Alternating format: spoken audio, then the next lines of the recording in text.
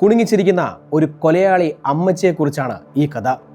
Nani dose എന്ന ഒരു അമ്മച്ചി 1954 പെട്ടെന്നൊരു ദിവസം അസുഖം ബാധിച്ച ഭർത്താവിനെ കൊണ്ട് ആശുപത്രിയിൽ ചെല്ലുകയാണ്. ഡോക്ടർക്ക് പ്രത്യേകിച്ച് ഒന്നും തോന്നിയില്ല. ഛർദിയും മറ്റുമായി മോശം അവസ്ഥയിലായിരുന്നു അയാൾ. 4-5 ദിവസം കഴിഞ്ഞപ്പോൾ അസുഖം ഭേദമായി അയാൾ വീട്ടിൽ പോയി. എന്നാൽ അസുഖം എന്താണെന്ന് വ്യക്തമായതുമില്ല. ഇതിൻ്റെ എല്ലാം ഇടയിൽ ഡോക്ടർക്കാണ് സംശയം തോന്നുന്നത്. ഒരു വലിയ കൊലപാതകങ്ങളുടെ പരമ്പര തന്നെ നടത്തിയ ഒരു സൈക്കോപാത്തിൻ്റെ കൊലപാതകങ്ങളിലേക്കാണ് ഈ കഥ ചെന്നെത്തുന്നത്. കൂടത്തായി ജോളി മോഡൽ കൊലപാതക പരമ്പരയുമായി സാമ്യമുള്ള ഒരു കേസ് കാണാം. ഒരു നാൾ ഒരിടത്ത്.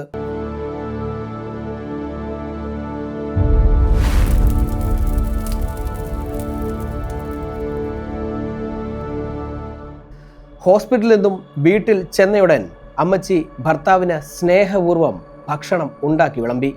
എന്നാൽ അയാളുടെ അവസ്ഥ വീണ്ടും മോശമാവുകയും ഉടൻ തന്നെ മരിക്കുകയും ചെയ്തു. ഭർത്താവിൻ്റെ പേരിൽ ഇൻഷുറൻസ് എടുത്തിരുന്ന നാനി അമ്മച്ചി ഉടൻ അത് കിട്ടാനായി അപേക്ഷയും കൊടുത്തു.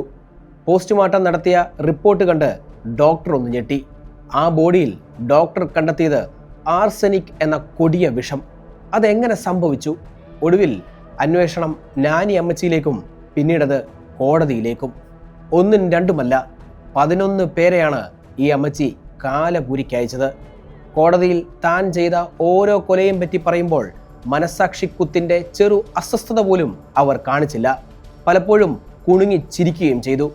അതുകൊണ്ട് തന്നെ അമേരിക്കയിൽ അവർ കുണുങ്ങിച്ചിരിക്കുന്ന അമ്മച്ചി എന്ന പേരിൽ പ്രസിദ്ധയായി. ഒക്ലഹോമയിൽ 1905 നാനി അമ്മച്ചി ജനിച്ചത്. ആദ്യ ഭർത്താവുമായി ചെറിയ വഴക്കൊക്കെയായിരുന്നു. എന്നാൽ 4 മക്കൾ ഇവർക്കുണ്ടായി. അതിനിടയിൽ നടുക്കുള്ള 2 മക്കളും മരിക്കുന്നു. എങ്ങനെ എന്തോ പന്തികേട് തോന്നിയ ഭർത്താവ് മൂത്ത മകളുമായി അവിടെ നിന്നും ഓടിപ്പോകുന്നു. എന്നാൽ അധികം വൈകാതെ കൂടെ താമസിച്ചിരുന്ന അമ്മായി അമ്മയും മരണപ്പെടുന്നു.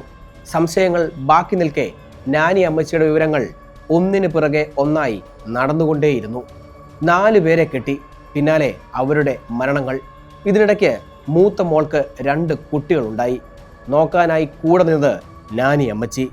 2ാമത്തെ കുട്ടി ഉണ്ടായ ഉടൻ മകൾ പാതി മയക്കത്തിൽ നോക്കുമ്പോൾ ഈ നാനി അമ്മച്ചി ഉണ്ടായ ആ കുഞ്ഞിൻ്റെ തലയിൽ ഒരു പിൻ കുത്തി കയറ്റുന്നതായാണ് അവർ കണ്ടത്.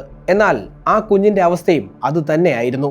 പെരുമാറ്റം കൊണ്ട് ഒരു സംശയവും തോന്നാത്ത സ്നേഹ സമ്പന്നയായ അമ്മച്ചിയെ പിന്നീടും അവർ വിശ്വസിച്ചു. ഫലമോ ആ കൊച്ചിനെയും അവർ വിഷം കൊടുത്തു കൊന്നു. ഓരോ കൊലയ്ക്കും മുമ്പും ഇൻഷുറൻസ് എടുക്കും.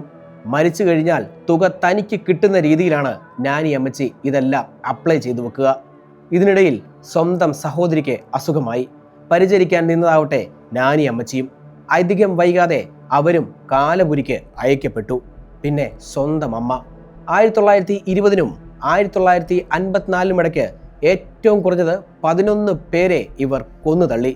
ജീവപര്യന്തം ശിക്ഷ നേടി അതിനുശേഷം 10 വർഷത്തോളം കൂടി അവർ ജീവിച്ചുവെങ്കിലും യാതൊരു കുറ്റബോധവും അവർ ഒരിക്കലും കാണിച്ചിട്ടില്ല. കുറച്ചു ശാസ്ത്രീയ വശങ്ങൾ നമുക്ക് ഇതിൽ നോക്കാം. 1940-ൽ ഹെർവി ക്ലിവ് എന്ന ഒരു അമേരിക്കൻ സൈക്കാട്രിസ്റ്റാണ് സൈക്കോപതി എന്ന ഒരു സ്വഭാവ വിശേഷം നിർവചിച്ചത് തന്നെ. നല്ല ബുദ്ധിയും ബോധവും ഉണ്ടായിരിക്കുക, സമൂഹത്തിൽ എല്ലാവരോടും ഹൃദ്യമായി ഇടപെടുക, അതേസമയം സ്വന്തം ആവശ്യങ്ങൾക്ക് വേണ്ടി എന്ത് ക്രൂരതയും യാതൊരു മനസാക്ഷിയും ഇല്ലാതെ ചെയ്യുക, യാതൊരു കുറ്റബോധവും ഇല്ലാതെ ഇരിക്കുക എന്നിവയാണ് ഈ സ്വഭാവ വിശേഷത്തിൻ്റെ പ്രത്യേകതകൾ. അദ്ദേഹം എഴുതിയ ഒരു മലയാളം വിവർത്തനമായ സുബോധം എന്ന മുഖംമൂടി എന്ന പുസ്തകത്തിൽ ഇതിനെക്കുറിച്ച് കൃത്യമായി വിവരിക്കുന്നുണ്ട്. പല മനഃശാസ്ത്രങ്ങളുടെയും അഭിപ്രായത്തിൽ സൈക്കോപാത്ത് എന്നാൽ ഒരു സ്വഭാവ വിശേഷമാണ്. മിക്ക ആളുകളിലും ഏറിയും കുറഞ്ഞും ഇത് ഉണ്ടാവും. മിക്കവരിലും വളരെ കുറഞ്ഞിരിക്കും. എന്നാൽ വളരെ കൂടുതൽ ഉള്ളവരെ സൈക്കോപാത്തുകൾ എന്നാണ് വിശേഷിപ്പിക്കാറ്. റോബർട്ട് ഹാരെ എന്ന ഒരു മനഃശാസ്ത്രജ്ഞൻ ഇതിനെപ്പറ്റി കൂടുതൽ പഠിക്കുകയും സൈക്കോപാത്ത് ചെക്ക് ലിസ്റ്റ് എന്ന ഒരു അളവ് ഉപയോഗിച്ച് ഓരോരുത്തരിലും ഈ സ്വഭാവവിശേഷത്തെ അളക്കാമെന്ന് കാണിക്കുകയും ചെയ്തു. പ്രശ്നങ്ങൾ ഉണ്ടാക്കാവുന്ന തരത്തിൽ സ്വഭാവ ദൂഷ്യമുള്ളവരെ സൈക്കോപാത്തുകൾ എന്ന് വിളിക്കുകയാണെങ്കിൽ പൊതുജനസംഖ്യയിൽ 2% സൈക്കോപാത്തുകളാണ്. എന്നാൽ ജയിലുകളിലും മറ്റും ഇത് 15 മുതൽ 25% വരുമെന്ന് പഠനങ്ങൾ പറയുന്നു. എങ്ങനെയാണ് സൈക്കോപാത്ത് വളരെ കൂടിയവർ ഉണ്ടാവുന്നത്? നമുക്കൊരു വിചാരമുണ്ട്, ക്രിമിനലുകൾ എല്ലാവരും ഉള്ളിൽ നല്ലവരാണ്. സാഹചര്യങ്ങളാണ് അവരെ അങ്ങനെ ആക്കിയത് എന്ന്. നമ്മുടെ ലിബറൽ പൊതുസമൂഹത്തിന് അങ്ങനെ വിശ്വസിക്കാനാണ് ഇഷ്ടം എന്ന് പറയുന്നതാണ് ശരിയായ കാര്യം. ഭൂരിപക്ഷം പേരും ഇങ്ങനെ തന്നെയാണ് വിശ്വസിക്കുക. എന്നാൽ നമ്മുടെ മനസാക്ഷിക്കനുസരിച്ചുള്ള ചിന്തകൾ നീതിന്യായ വ്യവസ്ഥയ്ക്കും വലിയ വെല്ലുവിളി ഉയർത്തുന്ന ഒരു പ്രശ്നമാണ്. ചില സ്വഭാവവിശേഷങ്ങൾ കുറേയേറെ ജനിതകപരം ആണെന്നുള്ളതാണ് സത്യം. അനുഭവങ്ങൾ, സാഹചര്യങ്ങൾ എന്നിവ വളരെ പ്രാധാന്യമാണെങ്കിലും വലിയൊരു പങ്ക് തലച്ചോറിൻ്റെ ജന്മനാ ഉള്ള ഘടനയാൽ ഉണ്ടാവുന്നതാണ്. ഇരട്ടകളെ വെച്ചുള്ളതും അല്ലാത്തതുമായ പാരമ്പര്യ പഠനങ്ങൾ, ബ്രെയിൻ സ്കാനുകൾ മുതലായ ഒരുപാട് തെളിവുകൾ ഇതിലേക്ക് വെളിച്ചം വീശുന്നു. കൂടുതൽ അവിടേക്ക് കടക്കുന്നില്ല. ജന്മനാ ഉള്ള വാസനയ്ക്ക് ഇതിലൊരു വലിയ പങ്കാണുള്ളത്. സൈക്കോപാത്തിയെ ആധുനിക സൈക്കോളജി കാണുന്നത് ഇതിനാൽ തന്നെ ചികിത്സിച്ചു മാറ്റാൻ പറ്റില്ല എന്ന് തന്നെ പറയാം.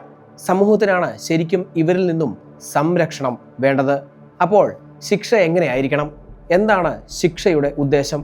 സമൂഹത്തിന് എങ്ങനെ സുരക്ഷ ഉറപ്പാക്കാം? ഇതൊക്കെ നാം ചേർന്ന സമൂഹവും നീതി വ്യവസ്ഥയും തത്വശാസ്ത്ര ചിന്തകരും നേരിടുന്ന ഒരു വലിയ പ്രശ്നമാണ്.